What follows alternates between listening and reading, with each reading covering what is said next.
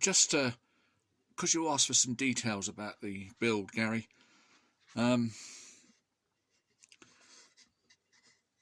You asked for something similar to a credit card. Alright, it's a bit of plastic anyway. It's got some spring on it. I've got it bolted to the weight. That's just a convenient way I had of fixing it. There's nothing tricky or obscure about it. It's just practical, really.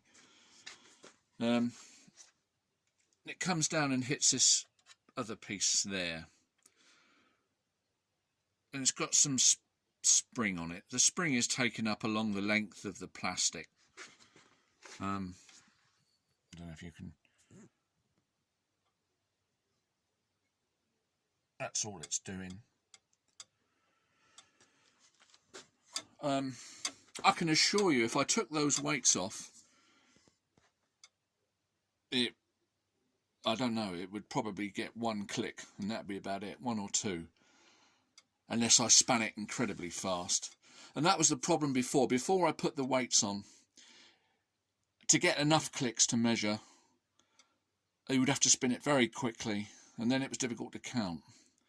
So it's finding a compromise to make the experiment doable, watchable, measurable kind of thing.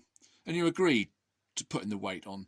It needed the momentum in the wheel so that I could get enough clicks to count without having to go really fast, you know. Because when you were saying that you don't believe that it was all or nothing, that was referring to the wheel before I had the weights on.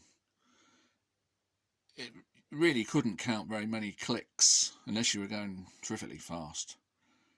And that was the reason that I put the weights on. Yes, and you could adjust it. Now, with it fixed to the wheel here, in the last video, I can alter the angle of that plastic piece. And that's what I was doing to increase the impedance. If my finger is roughly where the plastic is now, vertical, if you like. If I inclined it forward, you would get more impedance. It was having to bend back on itself further. Or if I inclined it backwards, you would get less. So I got it in a position where we were getting a nice bit of bend with not too much friction as it went over here. As you say, you don't want too much friction.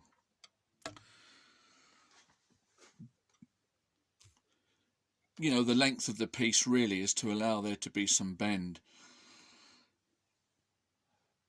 I suppose that's the energy of, what do you call it, elasticity.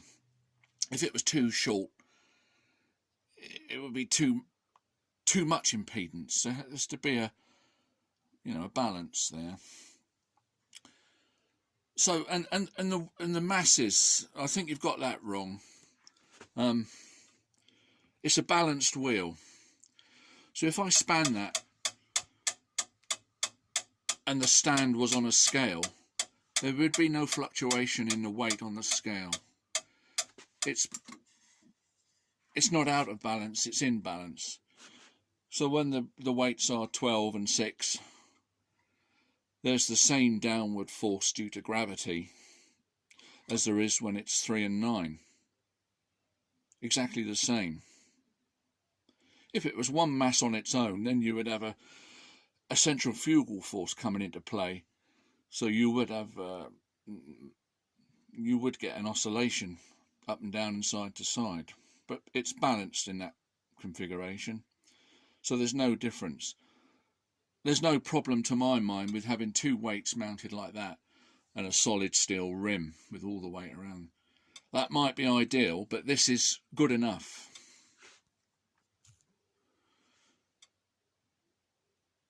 I looked at the last video I'd done, and you were stating the times are way out the fast rotation is going a lot more than the 80 RPM is a lot more time than the 40 RPM. It's not actually. I measured 22 seconds for the 80 RPM, and I measured 10 seconds on the 40 RPM. There might be a couple of seconds out, but let's bear in mind that this is not accurate to that degree. We're going to get, if I'm counting the R revolutions, we're going to get a few out. But we're talking about, science says that it's 4 times the revolutions at double the speed. What you're saying is that it's only twice the revolutions at double speed. So whether it's going to be a few out, but it's showing you it's a lot different than what you're saying you think it should be. A lot different. And that's the critical thing, is to give you an idea that you're on the wrong track. It's not proving it down to the finite 1, 2 seconds, 1, 2, 3 revolutions. It's given the idea of the vast difference in your theory to science. And I'm sorry you feel like that, but if you're genuine about your theory, then you want to know the truth, don't you? You don't want to be you don't want somebody showing you an experiment that backs your theory up. If it is a fake, what good would that do you? It's to your benefit that your theory matches reality, isn't it? You have to be honest about it.